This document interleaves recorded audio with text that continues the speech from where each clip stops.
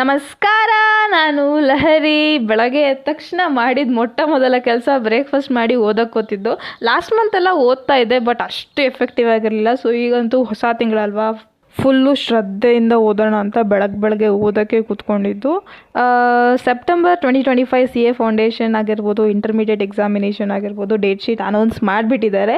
ಜನ ಆ್ಯಕ್ಚುಲಿ ರಿಸಲ್ಟ್ಗೆ ಕಾಯ್ತಾ ಇರ್ತಾರೆ. I would not suggest you people to wait till the results.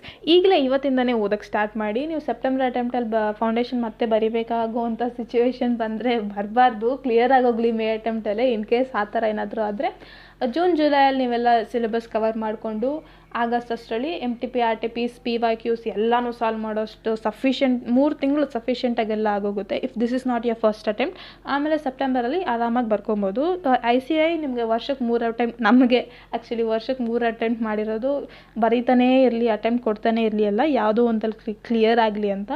So start your preparations. ನಿಮ್ಮ ಪ್ರಿಪ್ರೇಷನ್ಗೆ all the best ಹೇಳ್ತಾ thanks for watching. Bye.